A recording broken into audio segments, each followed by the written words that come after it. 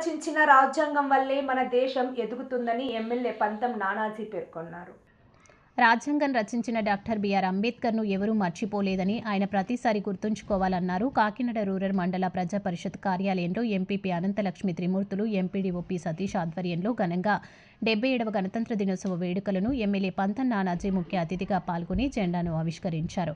ఈ సందర్భంగా ఆయన మాట్లాడుతూ రాజ్యాంగం రచించిన అంబేద్కర్ అయితే సుమారు 565 సంస్థానంలో భారతదేశంలో కలిపిన సర్దార్ వల్లభాయ్ పటేల్ను, అలాగే ఇప్పుడు భారత ప్రధాని నరేంద్ర మోడీ వల్ల భారతదేశం 4వ స్థానంలో ఎగబాకుతుందన్నారు. ఆంధ్రప్రదేశ్ ముఖ్యమంత్రి చంద్రబాబు నాయుడు, ఉప ముఖ్యమంత్రి పవన్ కళ్యాణ్ వల్ల అభివృద్ధిలో పురోహితం సాధిస్తుందని ప్రతి ఒక్కరూ గుర్తుంచుకోవాలన్నారు. ముందుగా వందే మాతరం ఆలపించి అనంతరం జెండాను ఎగురవేసి జెండా వందనం చేశారు. అనంతరం విద్యార్థులకు స్వీట్లు పంచారు. వృత్తిలో నైపుణ్యత సాధించిన వారికి జ్ఞాపకాలు అందజేశారు. ఈ కార్యక్రమంలో జనసేన నాయకులు, కార్యకర్తలు, విద్యార్థులు, సచివాలయ సిబ్బంది, మండల సిబ్బంది తదితరులు పాల్గొన్నారు. ఇవాళ 77వ గణతంత్ర స్వతంత్ర సందర్భంగా ఇవాళ ఎంపీపీ గారి ఆఫీస్లో ఎంపీపీ గారి ఎండీ గారి ఆధ్వర్యంలో జెండా ఎగరవేయడం జరిగింది. ఈ 77 సంవత్సరాల్లో భారతదేశం గత 15 ఏళ్ళుగా అనేక విజయాలు సాధించుకుంటూ ఇవాళ దేశంలోనే 3-4 స్థానాలకి, ప్రపంచంలోనే 3-4 స్థానాలకి పోటీ పడే పరిస్థితి ఇవాళ వచ్చింది.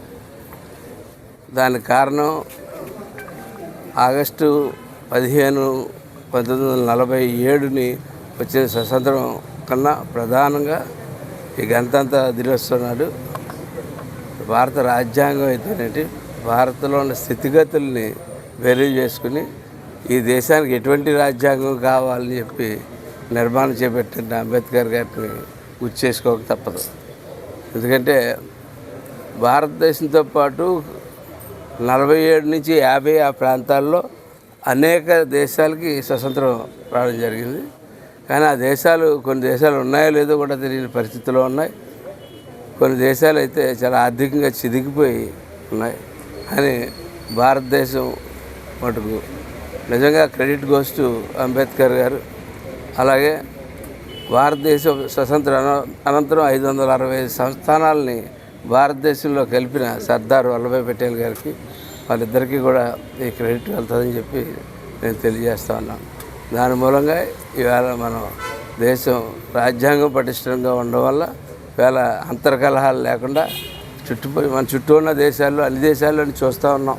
నేపాల్లో చూస్తూ ఉన్నాం, బంగ్లాదేశ్లో చూస్తూ ఉన్నాం, శ్రీలంకలో చూసాం, అలాగే పాకిస్తాన్లో చూస్తూ ఉన్నాం. ఎక్కడ చూసినా సరే అంతర్కలహాలు అవి కనపడుతూ ఉన్నాయి.